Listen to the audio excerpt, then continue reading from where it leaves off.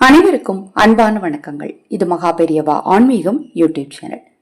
சந்திர கிரகணம் 2025.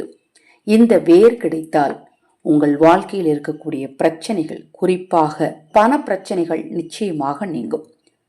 கிரகண நேரம் வழிபாட்டிற்குரிய நேரம் கிடையாது அப்படின்னு நிறைய பேர் சொல்றதை கேட்டிருப்பீங்க.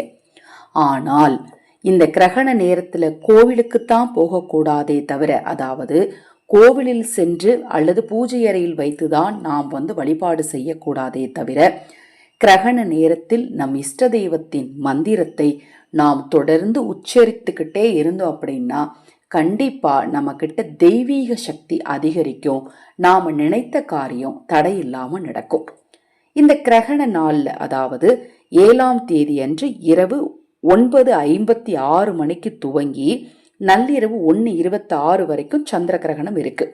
முழு சந்திர கிரகணம் அப்படிங்கிறது இரவு 10:59 மணிக்கு தான் துவங்குவதா சொல்லப்படுது.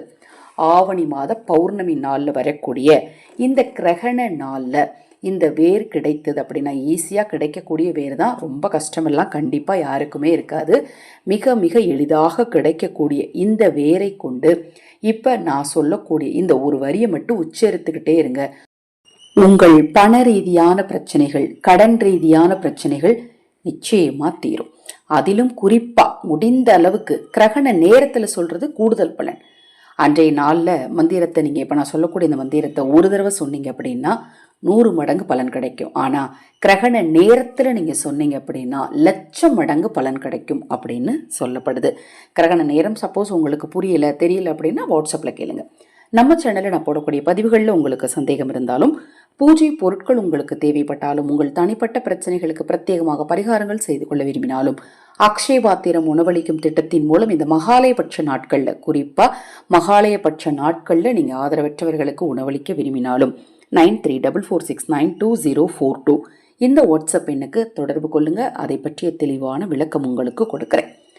இந்த நேரத்தில் முதல்ல நீங்கள் சொல்ல வேண்டிய மந்திரம் என்னங்கிறத சொல்லிடுறேன். ஒரு வரி மந்திரம்: தனம் பணம் வசி வசி, தனம் பணம் வசி வசி.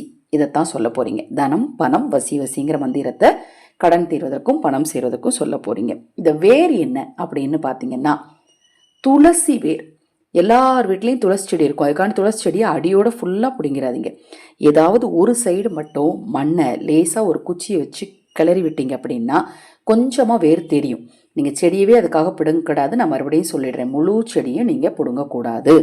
அப்படி நீங்கள் முழு செடியும் பிடுங்கிறதா இருந்தால் நீங்கள் வெளியில் போய் கடையில் போய் நர்சரி கார்டனில் போய் ஒரு செடி வாங்கிட்டு வந்து அந்த செடிக்கு மஞ்சள் நீர் கலந்த தண்ணீரை நல்லா தெளிச்சிட்டு மகாலட்சுமி தாயாரை நினச்சி வணங்கிட்டு அதன் பிறகு தான் நீங்கள் அந்த வேர் எடுக்கணும். வீட்டில் இருக்கிற வேர் எடுக்க போகிறீங்க அப்படின்னா தொட்டியில் ஒரு குச்சியை வச்சு கிளறினீங்கன்னா ஏதாவது ஒரு பகுதியில் சின்ன சின்ன பீஸ் இருந்தால் போதும். ரொம்ப பெருசாக வேணும் அப்படிங்கிற அவசியம்லாம் கிடையாது.